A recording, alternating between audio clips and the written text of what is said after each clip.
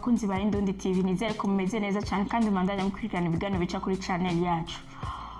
Nkuko mubizi muri kumwe na La Diva, ikiganiro ni Youth Potentiality. Youth Potentiality. Tuzoguma twigaruka ko cyane kuko turashaka yuko umuntu atahura impano afise.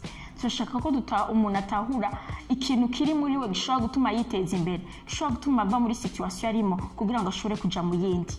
Youth Potentiality uno munsi tuza kuganira apropos ya Apôtre Jean-Paul Manirakiza. Benshi mu muzi nk'umu apôtre, mais Jean-Paul Manirakiza ninde? Aparke arimo apôtre. Jean-Paul Manirakiza n'umugwizatunga ari muri bajya dushobora kuvuga ko baciye ugwebo. Uko n'umugwizatunga ugiye kuraba historique yiwe, n'umugwizatunga yitegeje imbere cyane kandi yamanye umwete wo gukora cyane. Mbega yabigenjeje gute? Mbega ni yihe secret yiwiwe? Byose ni mu kiganiro no munsi kaze.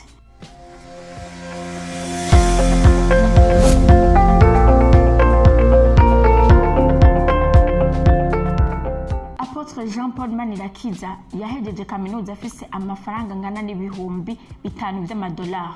Ayo amafaranga bamuhano n'amafaranga yashoboye kuronka akora.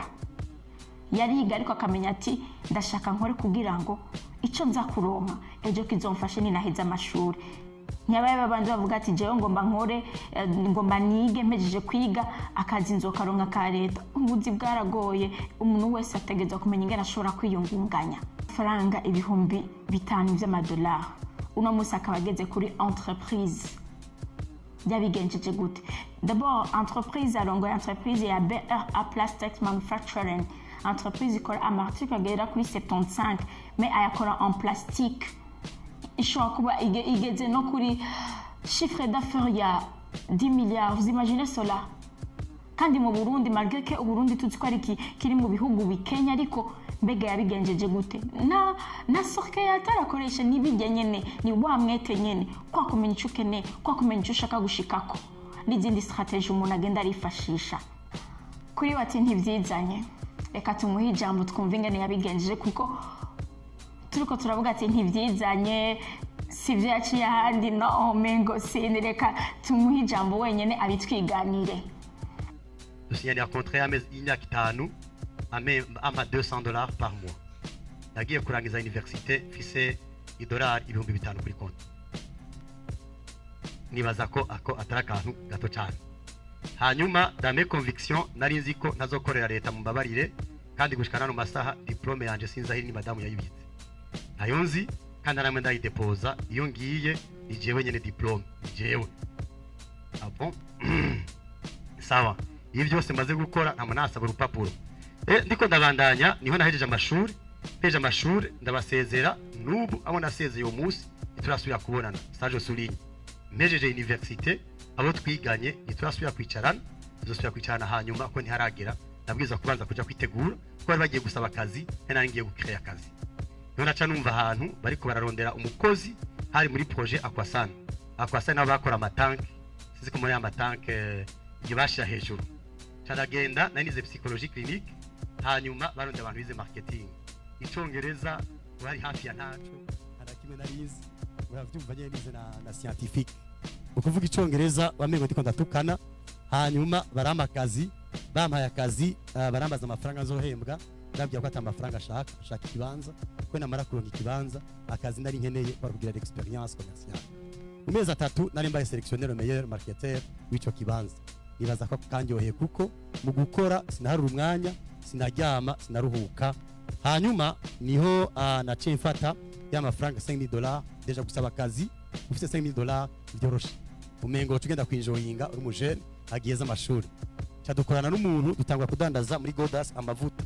Twahomvye kundwigira kabiri kubera ko yaciye afata mu mafaranga yakura kuri konti aja kurangura amavoka Ingozi.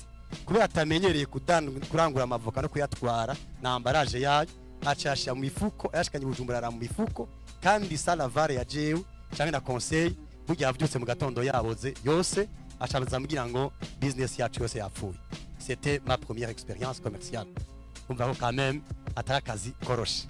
Kigira kabiri naciye ntangura gukora ibitumbura rero jewe byaranyereye cyane kuburyo n'umufiance namuresha mvuye gukora twajanye gukora ibitumbura hariya mu Kamenge kuri terminus gatoyi. Icantangaje nama nibuka nigiye twahuye na mabukwe nikoreye ibitumbura mwisashe mu gatondo, mpamagaye umufyase wiwanje kugira ngo afashe kubidistribua mu Ijabe. Quand même nibuka ko ico kintu kubinyerekeye barambwiye mabukwe ati ukwerewe n'umuhimbiri, ariko je co narinzi uko mbabarire atukorera n'umuhimbiri adandaza ibitumbura agira gute, mugabo answa narinzi yo ndiko ndaja. Murakoze cyane. Iki naco nibuka naragize izine ikora amafarine de bouillie. Ayo mafarine de bouillie atewe iteka ryo kuyanywa ku munsi wa mariage. Abandi banywa amafanta pour la publicité nakoresheje amafarine de bouillie iwanje kugira ngo ngira abantu ivyo nkora, kugira ngo nivuge bacavuga ati kajya nk'ukarasaze gasanzwe gatanga ubuyi ku munsi wa mariage karagwaye mu mutwe.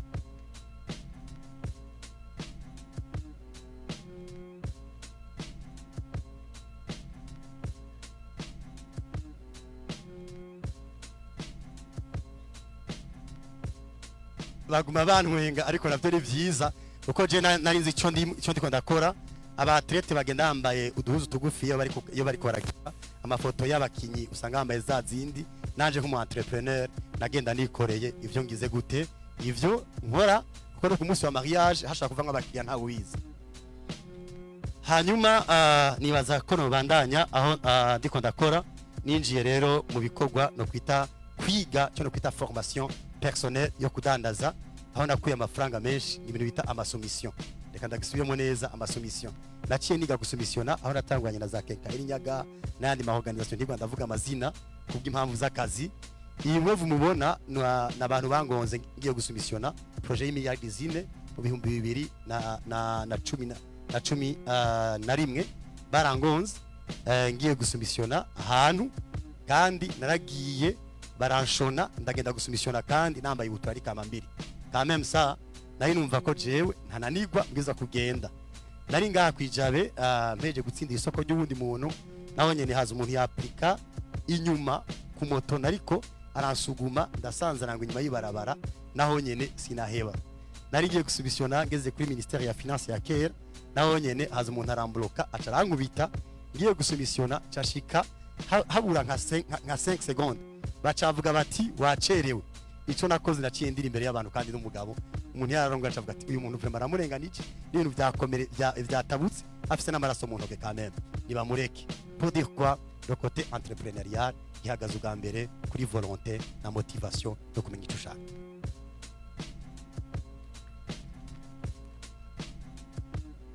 Sinzi ko kantu no gasubiramo, yara volonté yara motivation no kumenya icyo ushaka, utabizi ivyoroshe.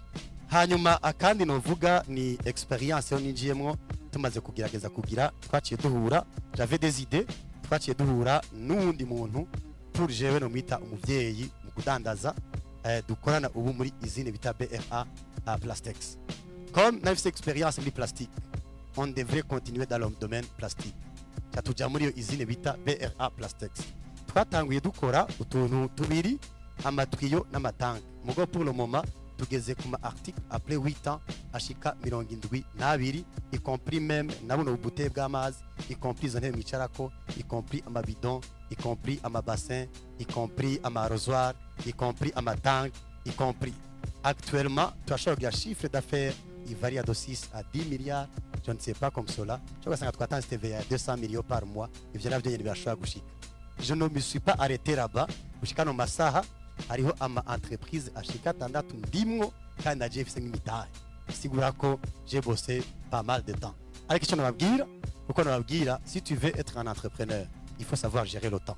Icyo cyambere novuga nka gute nk'umwaje wigenda atangura namaze imyaka 4 tatamuhira 4 ans, nta muntu umwe yaraza homba, nta muntu n'umwe nitaba, nta rubanza na rumwe nitaba, kubera ko nije mituelle, nije INSS, nije pension yiwanje, nije kazoza kiwanje. Ngiye kubitaba bazava banzanira ibindi bintu bambwire ko nasaze. Mugo mu nyuma maze gutera imbere nije nahindukiye kubafasha. Murakoze birako mwakumvise namwebwe. Mbega ko wowe yahejeje iyo kaminuza sifisi ivyo 500, est-ce que birashoboka yuko umuntu ayoba atayafise nawe nyine ashobora kwiteza imbere Apotre nyine araduha akarorero k'umujene yabonye ati je ndahejeje amashuri ariko je ndashaka kwiyungunganya, ndashaka kwiteza imbere. Aramwegera amusaba amufasha ariko ntaco yari afise, yatanguriye ku mahera make cyane, atangurira ku bihumbi 200. Nawe nyine akaba amaze kumubwira ko umuntu afise ico amaze kwigezako. Reka tumwumve Apotre atubwira uko byagenze n'uwo mujene. Kandi nobabwira novuga challenge nabonye ya mbere, c'est vraiment la culture burundaise.